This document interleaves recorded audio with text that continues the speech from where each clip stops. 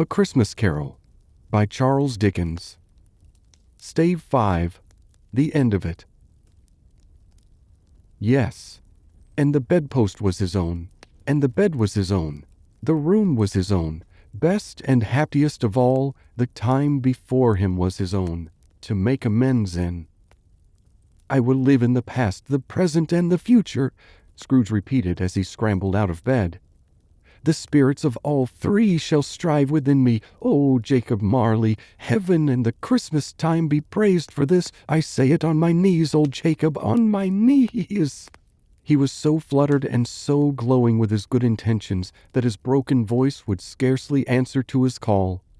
He had been sobbing violently in his conflict with the spirit, and his face was wet with tears.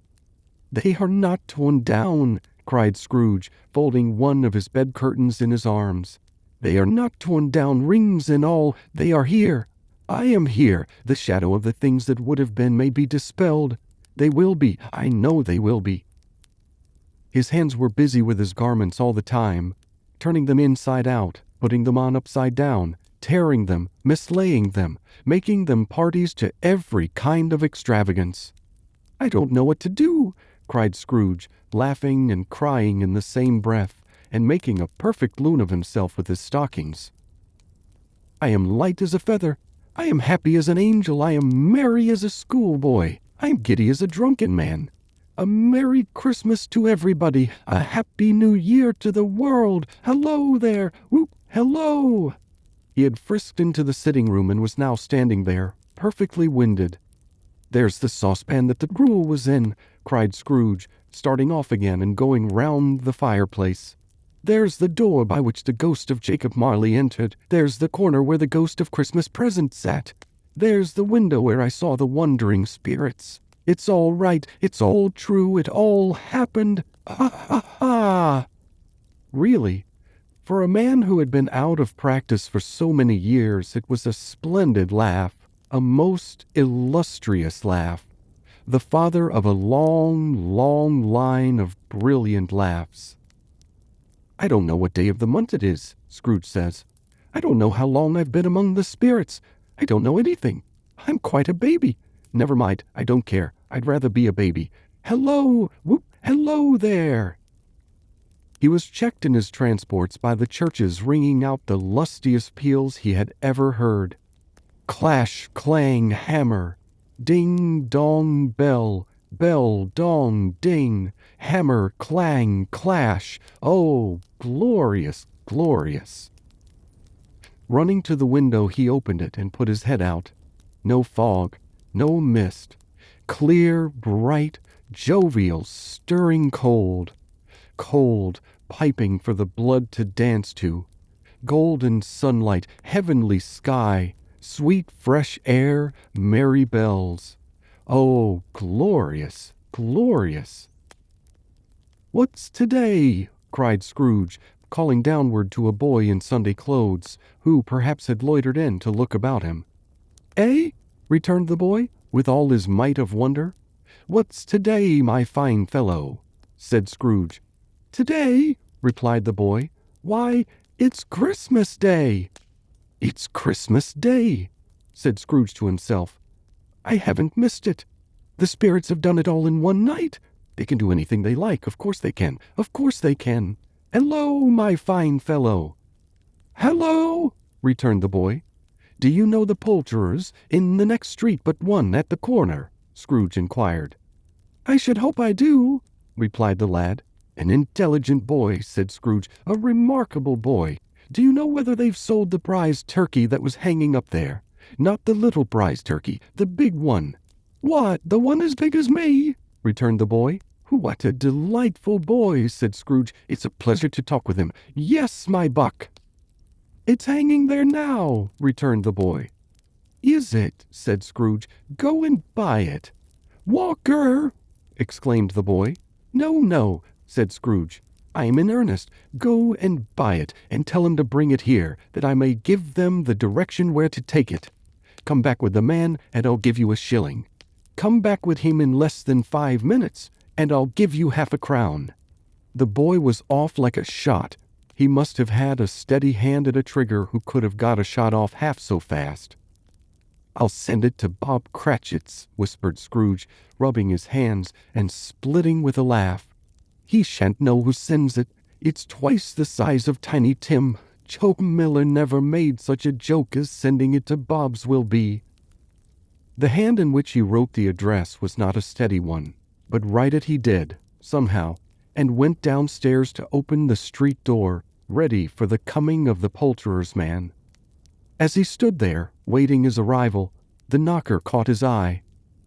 "I shall love it as long as I live," cried Scrooge, patting it with his hand. "I scarcely ever looked at it before. What an honest expression it has on its face. What a wonderful knocker.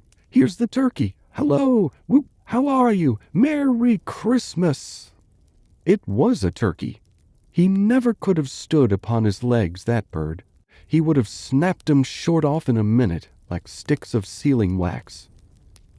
"Why, it's impossible to carry that to Camden Town," said Scrooge. "You must have a cab." The chuckle with which he said this, and the chuckle with which he paid for the turkey, and the chuckle with which he paid for the cab, and the chuckle with which he recompensed the boy, were only to be exceeded by the chuckle with which he sat down breathless in his chair again, and chuckled until he cried. Shaving was not an easy task, for his hand continued to shake very much, and shaving requires attention, even when you don't dance while you're at it. But if he had cut the end of his nose off, he would have put a piece of sticking plaster over it and been quite satisfied. He dressed himself all in his best, and at last got out into the streets.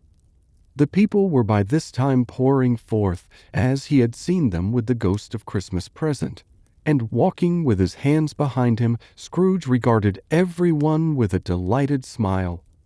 He looked so irresistibly pleasant, in a word, that 3 or 4 good-humored fellows said, "Good morning, sir, a Merry Christmas to you." And Scrooge said often afterwards that of all the blithe sounds he had ever heard, those were the blithest to his ears. He had not gone far when, coming on towards him, he beheld the portly gentleman who had walked into his counting-house the day before, and said, "Scrooge and Marley's, I believe?" It sent a pang across his heart to think how this old gentleman would look upon him when they met, but he knew what path lay straight before him, and he took it.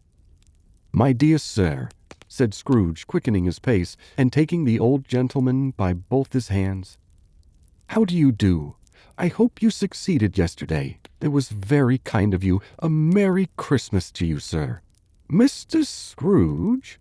"Yes," said Scrooge, "that is my name, and I fear it might not be pleasant to you. Allow me to ask your pardon, and will you have the goodness—" Here Scrooge whispered in his ear. "Lord bless me!" cried the gentleman, as if his breath were taken away. "My dear Mr. Scrooge, are you serious?" "If you please," said Scrooge, "not a farthing less. A great many back payments are included in it, I assure you. Will you do me that favor?" "My dear sir," said the other, shaking hands with him, "I don't know what to say to such "Don't say anything, please," retorted Scrooge. "Come and see me. Will you come and see me?" "I will," cried the old gentleman, and it was clear he meant to do it. "Thank ye," said Scrooge. "I am much obliged to you. I thank you 50 times. Bless you." He went to church, and walked about the streets, and watched the people hurrying to and fro, and patted children on the head, and questioned beggars, and looked down into the kitchens of houses, and up to the windows, and found that everything could yield him pleasure. He had never dreamed that any walk, that anything, could give him so much happiness. In the afternoon he turned his steps towards his nephew's house. He passed the door a dozen times before he had the courage to go up and knock. But he made a dash and did it. "Is your master at home, my dear?" said Scrooge to the girl. "Nice girl, very." "Yes, sir." "Where is he, my love?" said Scrooge. "He's in the dining room, sir, along with mistress. I'll show you upstairs, if you please." "Thank ye. He knows me," said Scrooge, with his hand already on the dining-room lock. "I'll go in here, my dear." He turned it gently and sidled his face in round the door. They were looking at the table, which was spread out in great array, for these young housekeepers are always nervous on such points, and like to see that everything is right. "Fred," said Scrooge. Dear heart alive, how his niece by marriage started. Scrooge had forgotten, for the moment, about her sitting in the corner with the footstool, or he wouldn't have done it on any account. "Why, bless my soul!" cried Fred. "Who's that?" "It's I, your Uncle Scrooge. I have come to dinner. Will you let me in, Fred?" Let him in? It is a mercy he didn't shake his arm off. He was at home in 5 minutes. Nothing could be heartier. His niece looked just the same. So did Topper when he came. So did the plump sister when she came. So did every one when they came.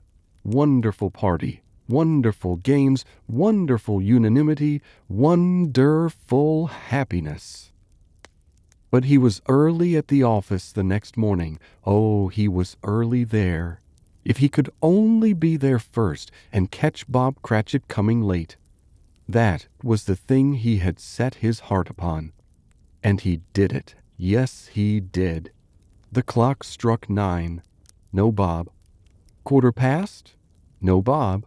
He was full 18 minutes and a half behind his time. Scrooge sat with his door wide open, that he might see him come into the tank.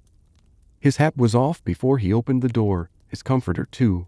He was on his stool in a jiffy, driving away with his pen as if he were trying to overtake 9 o'clock. "Hello," growled Scrooge in his accustomed voice, as near as he could feign it. "What do you mean by coming in here at this time of day?"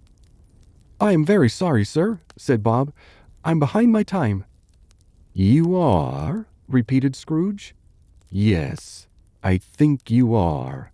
Step this way, sir, if you please."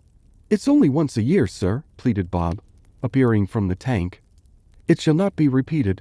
I was making rather merry yesterday, sir." "Now, I'll tell you what, my friend," said Scrooge. "I'm not going to stand this sort of thing any longer. And therefore," he continued, leaping from his stool and giving Bob such a dig in the waistcoat that he staggered back into the tank again, "and therefore I'm about to raise your salary."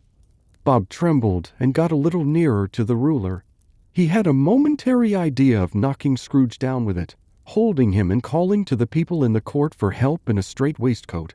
"A Merry Christmas, Bob," said Scrooge, with an earnestness that could not be mistaken as he clapped him on the back. "A merrier Christmas, Bob, my good fellow, than I have given you for many a year. I'll raise your salary and endeavor to assist your struggling family, and we will discuss your affairs this very afternoon over a Christmas bowl of smoking bishop, Bob. Make up the fires and buy another coal scuttle before you dot another I, Bob Cratchit." Scrooge was better than his word. He did it all, and infinitely more. And to Tiny Tim, who did not die, he was a second father. He became as good a friend, as good a master, and as good a man as the good old city knew, or any other good old city, town, or borough in the good old world. Some people laughed to see the altercation in him, but he let them laugh, and little heeded them, for he was wise enough to know that nothing ever happened on this globe for good at which some people did not have their fill of laughter in the outset. And knowing that such as these would be blind anyway, he thought it quite as well that they should wrinkle up their eyes in grins, as have the malady in less attractive forms. His own heart laughed, and that was quite enough for him. He had no further intercourse with spirits, but lived upon the total abstinence principle ever afterwards. And it was always said of him that he knew how to keep Christmas well if any man alive possessed of the knowledge. May that truly be said of us, and all of us. And so, as Tiny Tim observed, God bless us, everyone. End of A Christmas Carol.